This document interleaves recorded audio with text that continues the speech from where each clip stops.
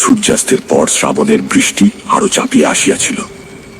আমরা কজনে ক্লাবের একটা ঘরে জড়সড় হইয়া বসিয়াছিলাম। আলোটা টেবিলের উপর নিস্তেজ ভাবে জ্বলিতেছিল। এমন সময় ছাতা মাথায় দিয়া প্রায় ভিজিতে ভিজিতে বরদা আসিয়া উপস্থিত হইল।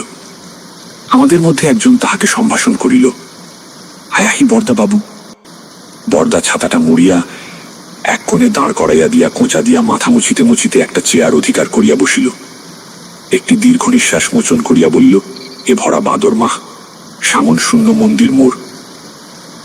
গিন্নি বুঝে সুঝে আজই বাপের বাড়ি গেলেন। অমূল্য এক কোণে গুড়িসুড়ি পাকাইয়া বসিয়াছিল, বলিল, তাই আমাদের জ্বালাতে এসেছ? বরদা ওদিকে কর্ণপাত না করিয়া বলিল, অবাড়িটা ভারী ফাঁকা ফাঁকা ঠেকতে লাগলো, তাই। মিনিট দুই নীরব থাকিয়া বুক পকেটের ভিতর হইতে সিগারেটের বাক্স বাহির করিয়া একটা সিগারেট ধরাইয়া বলিল, আজকের বৃষ্টি দেখে একটা পুরনো গল্প মনে পড়ছে।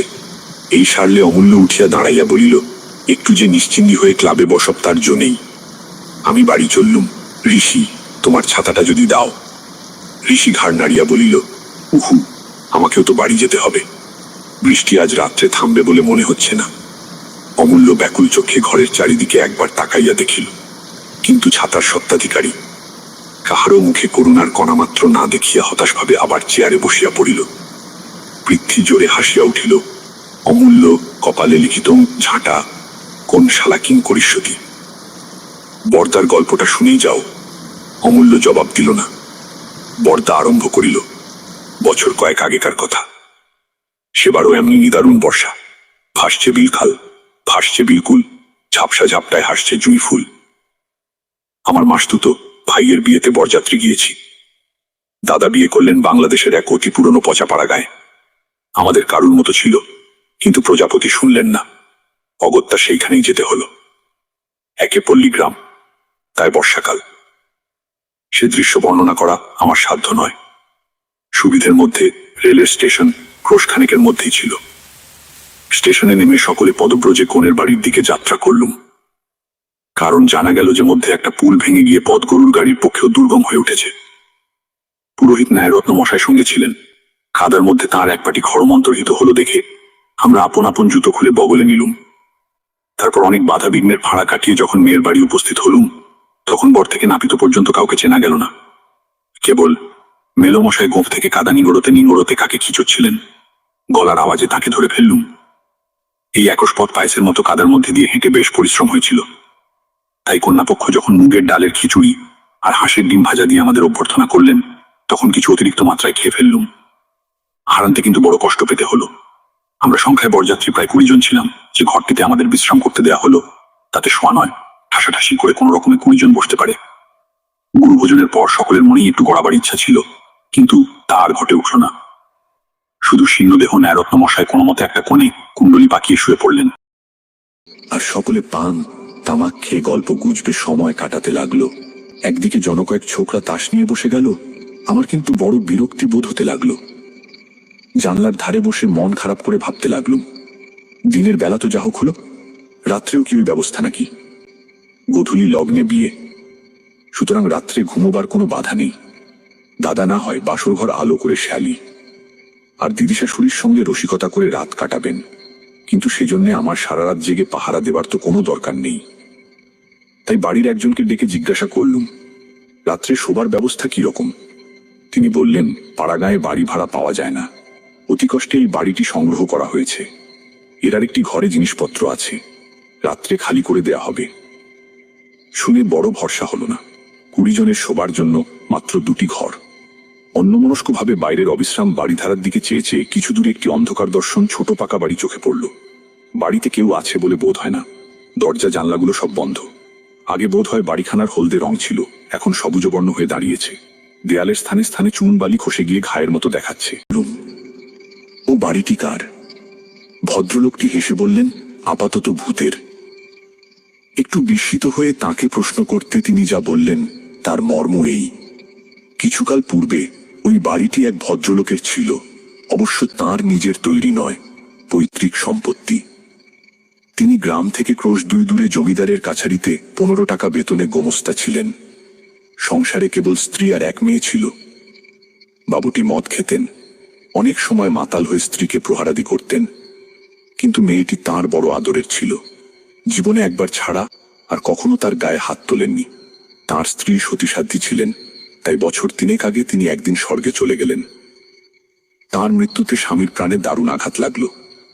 এই আঘাত সত্যি কি ভণ্ডামি বলা যায় না, কিন্তু তার মাতলামি ভারী বেড়ে উঠল। একদিন তিনি জমিদারের নায়েবের সঙ্গে ঝগড়া করে তার গালে একটি চপেটাঘাত করে বাড়ি ফিরে এলেন। পরদিন সকালে তাকে আর খুঁজে পাওয়া গেল না। তার বদলে তার 6 বছরের মেয়ের মৃতদেহ পাওয়া গেল। পুলিশ তাকেই কন্যাঘাতী বলে সন্দেহ করে, কিন্তু আজ পর্যন্ত তার কোনো সন্ধান পায়নি। মাঝে মাঝে কানাঘুষো শোনা যায় যে তিনি কাছে পিঠেই কোথাও লুকিয়ে আছেন।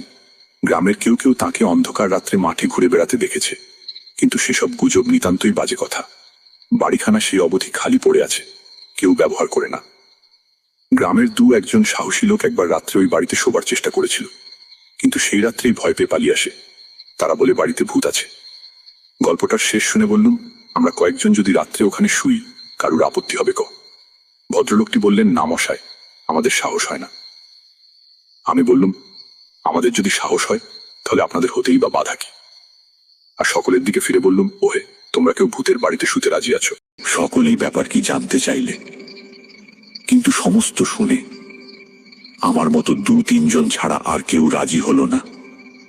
যা হোক, সন্ধ্যার আগে বৃষ্টি একটু ধরেছে। আমরা বাড়িখানা দেখতে গেলুম।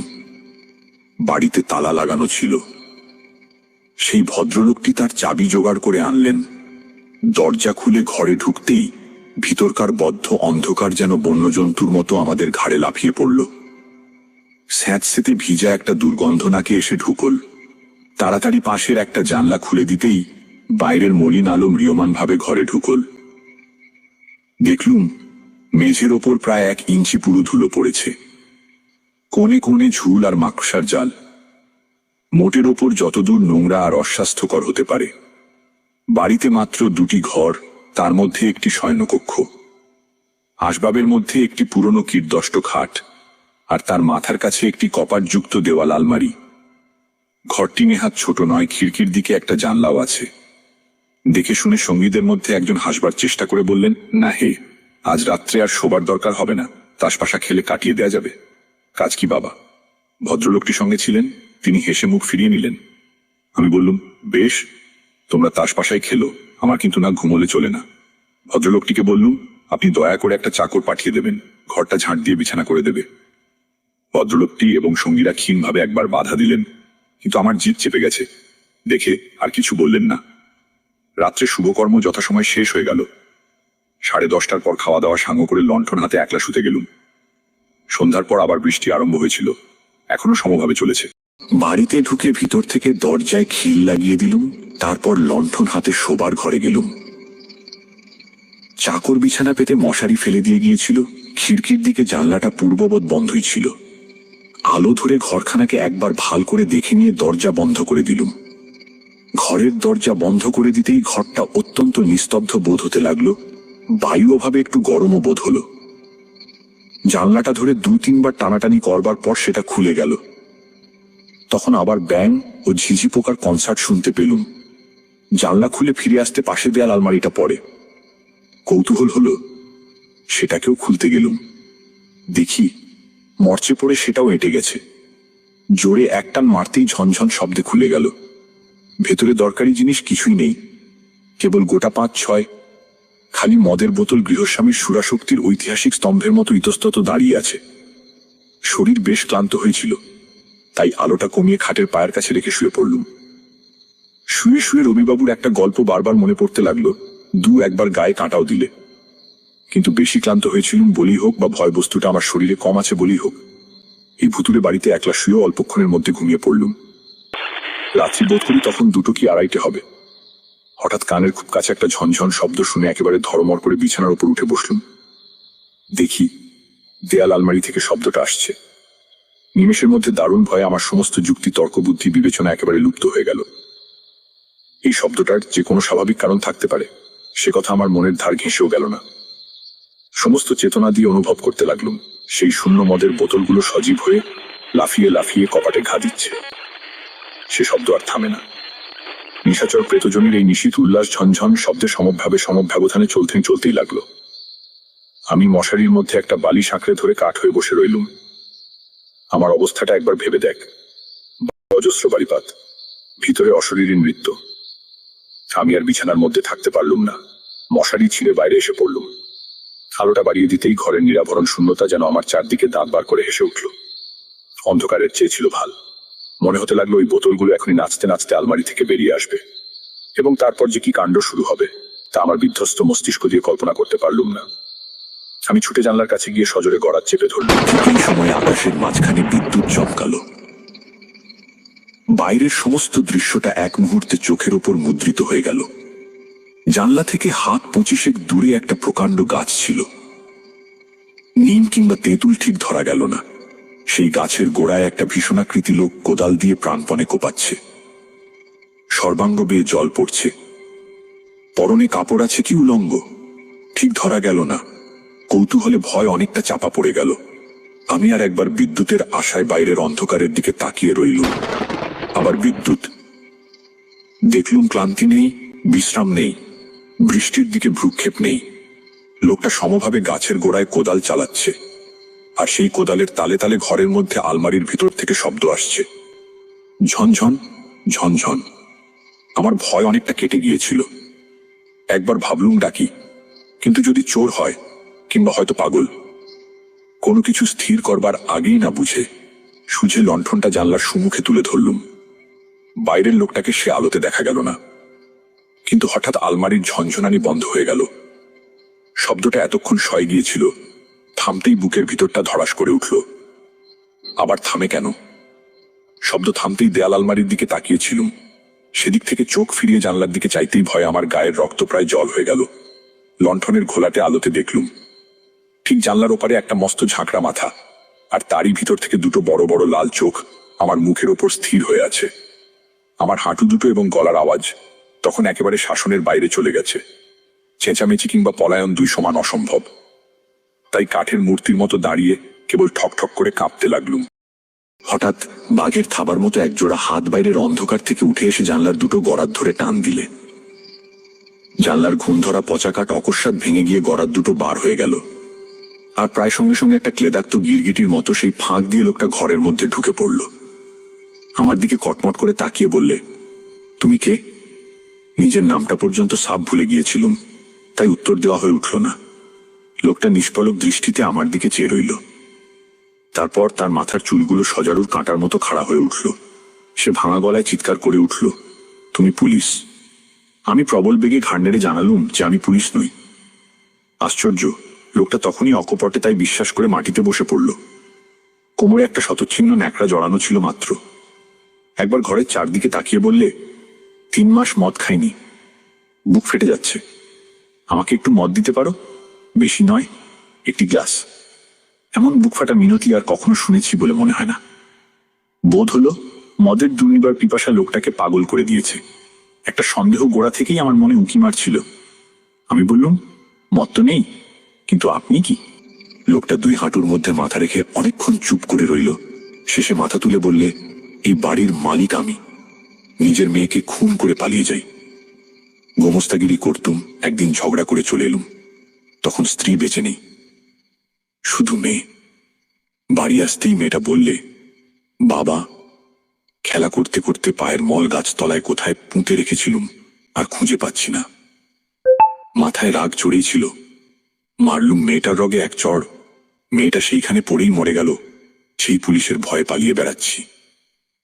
মেয়েটা মরেছে, যাগ্গে, কিন্তু তার মল কজ্ঞাছা কিছুতেই খুঁজে পাচ্ছি না। এই বলে লোকটা লাফিয়ে উঠে একবার আলমারির দিকে ছুটে গেল।